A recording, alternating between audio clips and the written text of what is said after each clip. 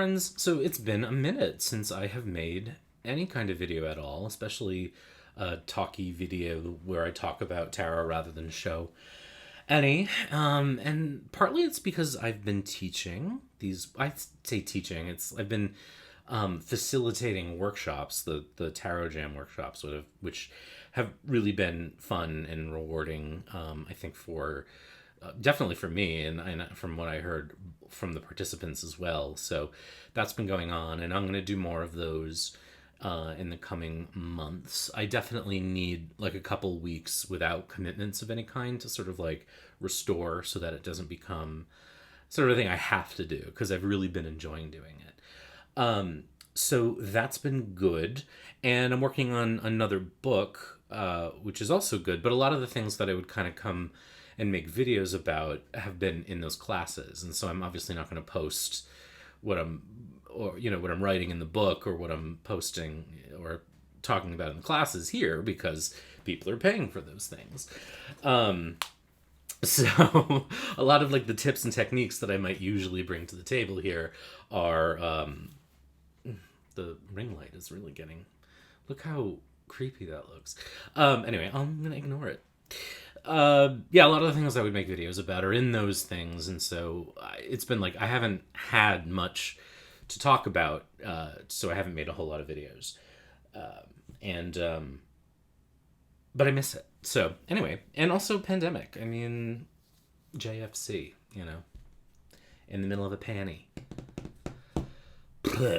So, but what I thought would be interesting to talk about, so the Trinity Tarot came in today, which is by Matthew Wiesner. I'm probably saying that wrong, so I apologize, Matthew.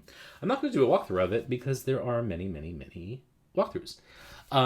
But it's great. And there's another deck I'm going to pull out too, which, actually a couple, really. Why not? I haven't made a video in a while. The only thing I don't like about this deck is the top box. It's very difficult for me to open with my stubby little hands.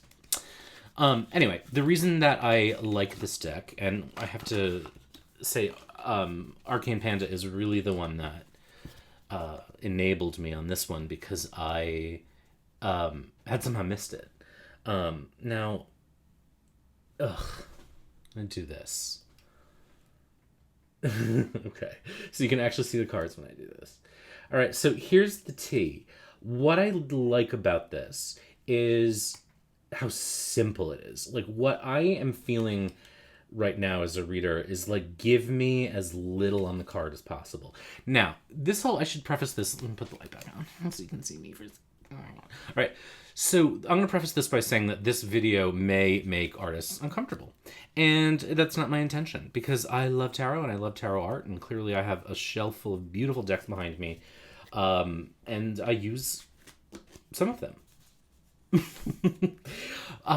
But what I'm enjoying right now, and probably because my brain is just so cluttered with stuff, is just this very clear situation. Where it's like, it's just something super simple. So I really like this. I also don't have any square decks, so that's equally dope. But the other deck that I've had for a few weeks now and have been enjoying is this, it's called the Marco Benedetti Tarot, and it's a Marseille-inspired deck. And I had seen Farrell Humphrey showing this on Facebook, and again, it's the most sort of simplified, distilled imagery. These are the trumps. Let's see some of the suits. So there's sort of no arabesques, even with the coins, like it's literally just, can't find any coins cards. Coins cards. Like that. Now, this isn't to say that I've like given up detail for good, you know what I mean? Not at all. But what it is saying is that sometimes I just want to not be influenced by the artwork.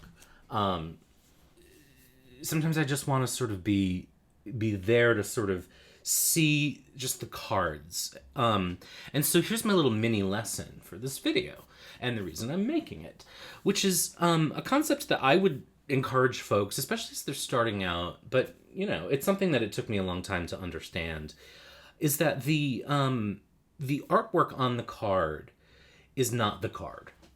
Okay, shocking tower moment here. Okay, stay with me. What I mean by that is this. When you have strength, the card from deck to deck is going to look different. But strength as an experience, as a metaphor, as an archetype, as whatever, is the same. Tarot comes along, tarot creators come along, and they interpret it based on their experience of the card. Usually, at least with Rider-Waite-Smith inspired decks, in conversation with Pamela Coleman Smith's artwork. So, you could argue that in many ways, any Rider-Waite-Smith deck is in conversation with Pamela Coleman Smith. So here's another this is a Rider-Waite-Smith deck, but it's one that I also find really sort of clean and just like easy to sort of see, and it's not the most like, I don't want to say decorated because it's beautiful, but it's not cluttered with information, So anyway, the point that I'm getting at, back and forth. I'm a little manic today because it was a long work day. So Pamela Coleman Smith designed the Rider-Waite-Smith deck and created iconography. And most Rider-Waite-Smith decks that we have are responding to that in some way. They're either taking her interpretation as gospel, or they're engaging in a dialogue with it, reinterpreting it, and reimposing, for lack of a better word, their view of the card, their understanding of the card. And I chose the word imposing deliberately. I'm actually looking for the strength card in this deck, but it's always the case that is not possible while I'm making a video. It is an imposition. It's not an unwelcome imposition. It's part of the process, right? It is an interpretation of the image, of the concept of strength. And so was Pamela Coleman Smith's, right? And of course we know Waite did whatever he did when he made that deck with her. But strength is always strength, regardless of what the card shows you. And that goes for all the cards, even the ones that aren't archetypes or metaphors or experiences. And I've grown to sort of think of the cards rather than as archetypes, more as metaphors of experience. So the idea being that, death is a metaphor of deathiness. It's an experience of death, like whatever. It's a metaphor. But so too are the pips in their way. Regardless of the image on the Three of Swords, the Three of Swords is the Three of Swords. The card shows you an interpretation of the Three of Swords based on a system, based on Pamela Coleman Smith's artwork for it. And I've talked about this before, but what Pamela Coleman Smith was doing in the pips was she was really drawing the esoteric titles for the minors, the Golden Dawn titles for them, like Lord of Sorrow, Lord of whatever. And the reason that I encourage folks to think this way about the art as part of the card, but not the entirety of the card, is because you can have other associations. You can welcome numerology and elements into the readings, as many of us who read pip decks do. You can bring in astrology. You can bring in anything you want to that corresponds and fits your system. When you see the Three of Swords, you see the art first, but that's not the totality of the card. The card is always the Three of Swords. And the Three of Swords, regardless of the image, is going to have Three of Swords-y qualities to you. And that might be numerology and element. It might be the esoteric titles. It might be anything. But the reason that I think that this matters is when I sometimes lurk in discussion groups or I watch videos, as I watch walkthroughs of decks, even my own walkthroughs from 10 years ago, There are times where, you hear someone say, and I've said it, like, oh, I wish the card didn't look this way. Like, I really like this deck, but I wish this card didn't have this element on it. You hear me say this a lot with Waite Smith decks. I wish the Three of Swords didn't look the way it looks. But the idea that I'm getting at is when you start to think of the card as the title of the card, the name of the card, maybe title is too... Because what I don't mean are the esoteric titles. I don't mean Lord of Sorrow, for example. I mean the Three of Swords. When you start to think of the title of the... I did it again.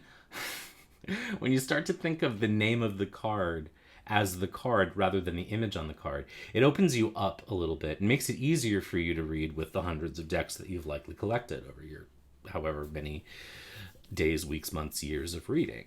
The point is that you have in your mind all of the associations for the Three of Cups or strength or death whenever you're reading. And there are times where the image will speak to you in the reading, and there are times when it won't. There are times maybe where the image directly contradicts the interpretation of the card in that context, right, for a certain question. An example I like to give is, what should I do for my anniversary with my partner, right? And we draw the Three of Swords. Well, unless there's some major problems, which contextually as a reader I would probably know about, likely the answer is not to experience sorrow or to break up, right? I mean, if that were an option, probably there would be either other cards telling me that, or there would be a situation that I would know about where, like, that was plausible. Like, you don't need another anniversary, you need to get over this. So if the Three of Swords in Pamela Coleman Smith's deck comes up and I see those three hearts, that heart paired with three swords, to answer the question, what should we do for our anniversary, I have to do some gymnastics around the image. Now, the image can contribute, and I'll give you an example of how in a minute. But the first thing I would probably do as a reader is consider other things I know about the Three of Swords beyond what I'm looking at in the picture. So I know that swords have to do with intellect, mentality, communication, writing, thinking. And I know that 3 has to do with expansiveness, growth, expansion, triangulation even. So I might start to pair with those, even though the image on the card is telling me heartbreak or sorrow, which is the esoteric title for it. That's not appropriate contextually. Some readers will say, well, then that card wouldn't show up in this reading at this point. But I've seen plenty of times where that happens, where it does happen, So maybe for some readers that's not an issue, and they never would get a card that seems incongruous in a spread. But I'm a reader for whom it has happened many times, and I've talked to many people who have experienced that as well. And so what I have to do as a reader now is figure out the Three of Swords in a way that makes sense for the question, that answers it logically, but is supported by evidence from the fact that the Three of Swords is the card that came up. How do I make the Three of Swords answer this question? In the past, in my early days, I would have said, well, then the question's wrong. If the card came up and the question's wrong, or the card came up and it doesn't make sense, then I asked the wrong question, or the querent asked the wrong question. But I fundamentally believe that the cards always answer the question asked. Full stop. And so my job, and there's a reason why that's important, is because it centers the question and the querent over the reader and the card meanings. So it's a subtle little thing, but the most important part of the reading is the answer the querent gets to their question. It's not what I think the card means. So if a card shows up and it doesn't seem to make sense, my job as a reader is to figure out what it means, not to assume that the question was wrong, or that I am a bad reader, or that the wrong card came up, or that this isn't the right time for them to get an answer. Especially to a question as innocuous as what should we do for our anniversary. So I can think about the elemental and numerological association, and with the growth and expansiveness of the 3, and the intellect, communication, writing of the swords, then I could say, for example, maybe you need to have a long conversation about the future. Maybe, you need to start planning or thinking about the next phase, right? Expansiveness as growing together. So some sort of dialogue, some sort of conversation around that, some sort of engagement on that. Maybe write vows for the next year, think expansively about your relationship. That's one way to go about it. It could say as sort of banal as, like, take a class together in something that you both find interesting. because again, you have expansive thought and learning. So that's an answer. But even if you just look at the image, if you deconstruct the image beyond what you think you see, what are you really looking at when you're looking at the Three of Swords in the Pamela Coleman Smith image or one of its children?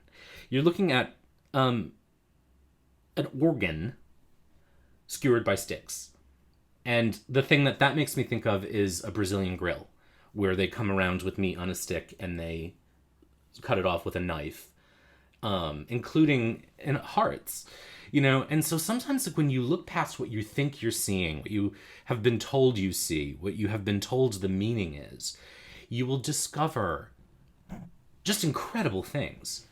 And so in that case, like, the Brazilian grill is maybe the answer. Now, if they're vegetarians, that's clearly not the answer. Context is always key, right? But do you see what I'm saying? Is like, when you kind of let go of meaning, when you let go of what the image is supposed to tell you, when you think of the card as a card and not a representation of something, or the image as something even maybe more than what the artist intended, or beyond what the artist intended, you start to give more interesting and exciting readings, because you're not fighting the cards. You're engaging with them, and you're exploring them as potential. And you have associations that you'll have picked up if you've read books and studied and looked at systems like astrology, because there would be a whole other... I don't remember what the astrological associations are for the Three of Swords, but maybe that, because I don't understand astrology and it doesn't make sense to me in tarot language. So it's not an association that works for me, but it does for others. So you pull the things that work and that you've learned, and you add them to your toolkit. And if you look at the cards rather than jumping to conclusions about what they mean, but rather sort of thinking about the question and letting the card speak to you, and everything you know about it speak to you, you can find interesting answers that go beyond, well, the Three of Swords means sorrow. And this isn't to say that the card can't mean that. I mean, contextually, there are times where, first of all, that's going to be the first thing you see.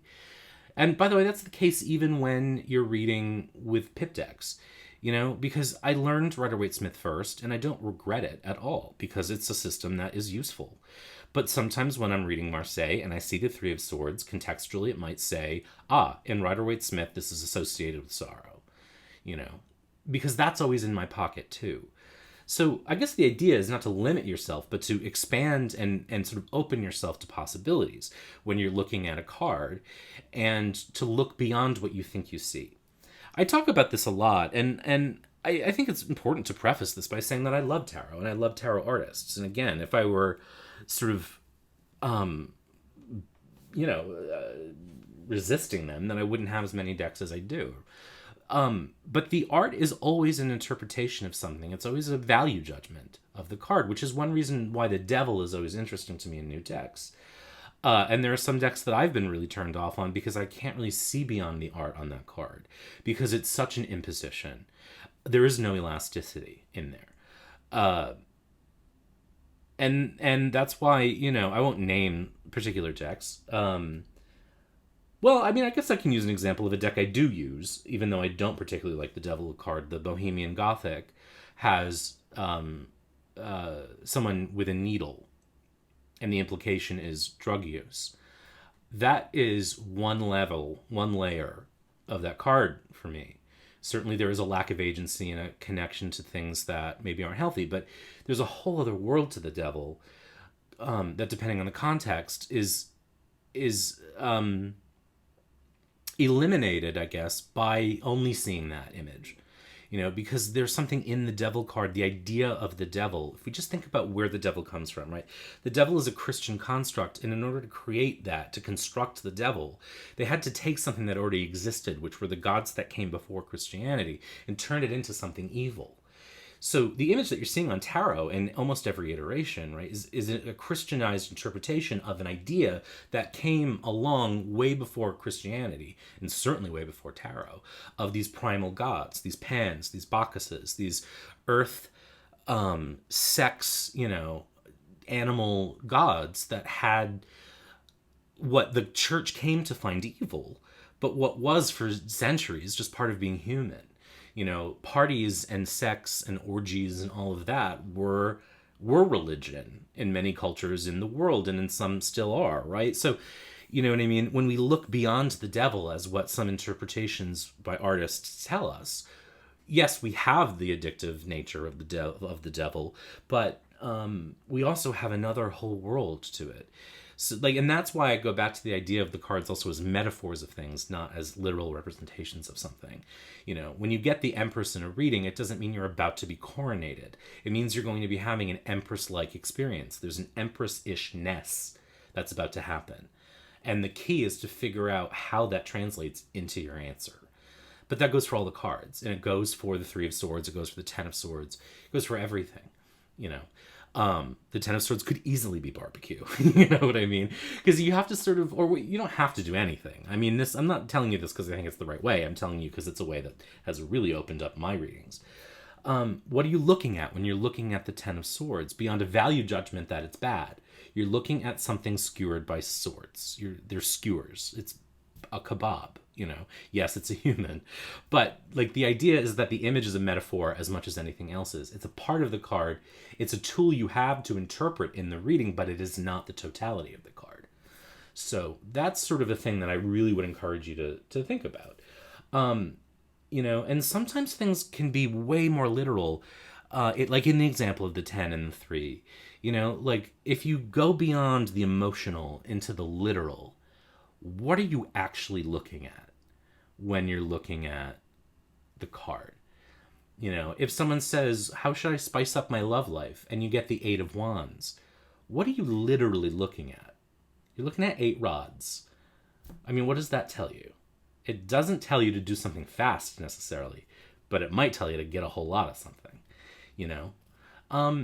And to consider the amount of things too, you know, how much of there is something in a card. Is this repair going to be expensive? You know, the 10 of Pentacles. Yes, there's a lot of pentacles here. Conversely, you know, it might be cheap if it's the ace. And again, if there are other cards, they could give you more information too, which is one reason why I love me some 3-card spreads.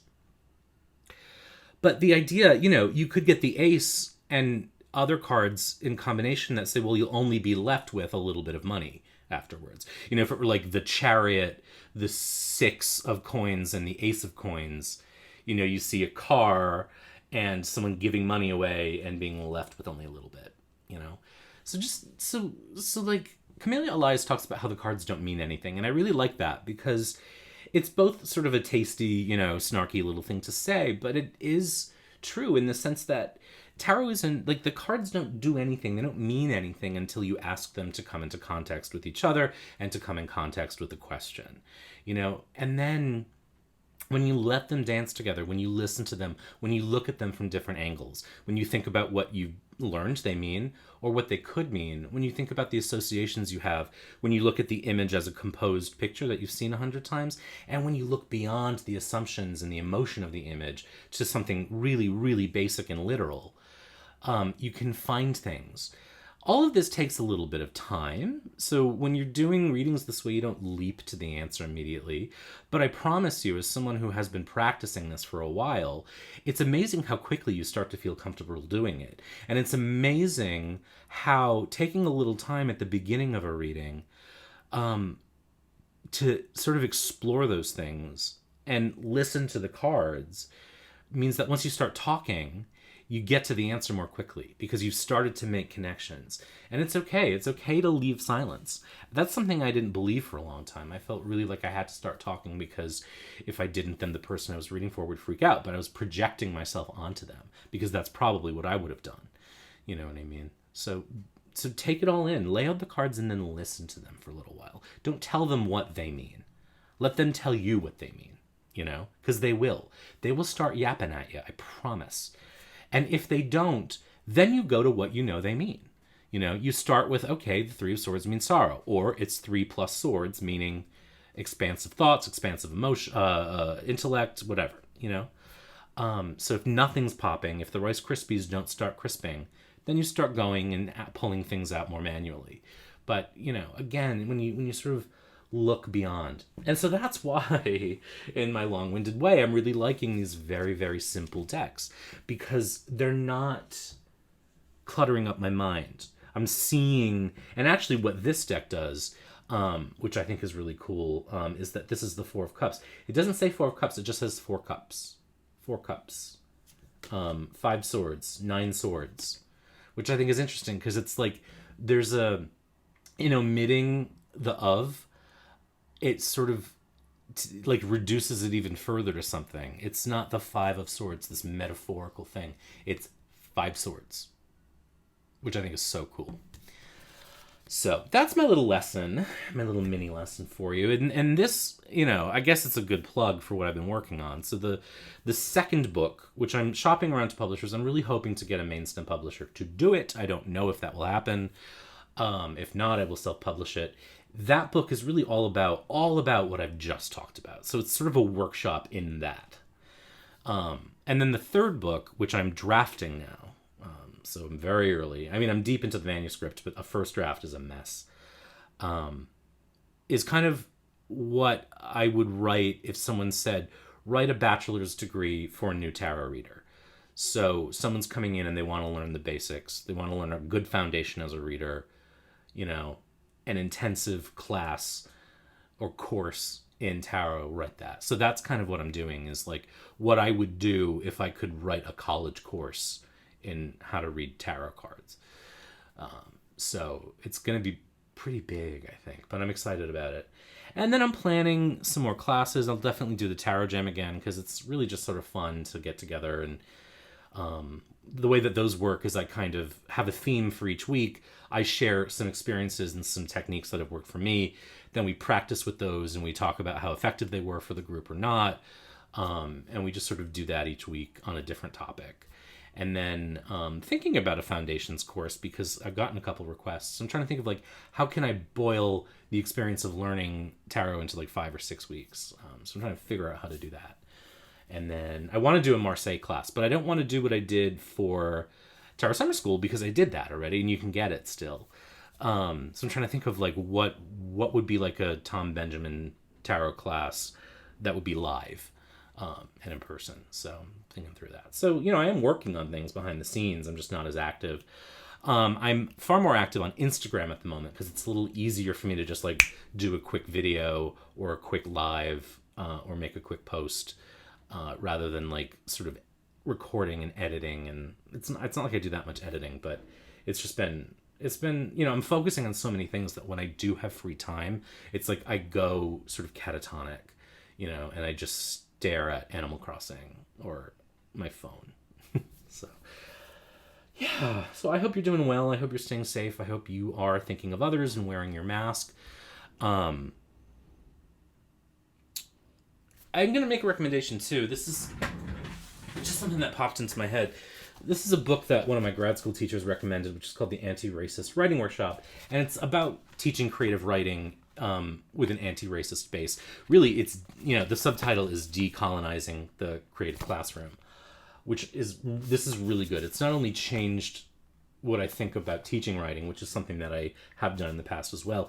It's changed the way I think about my writing, but also about teaching anything. And so if you are a tarot teacher, even though this is specifically about writing, I think there's a lot in here that you can pull from. And so I really recommend it. It's the Anti-Racist Writing Workshop by Felicia Rose Chavez. She is from the University of Iowa, which is famous for its writing programs. It's a really good, really, really good book. So that's it. Take care, be well, and I hope to make more videos soon. We'll see how that goes. But in the meantime, be good. Bye.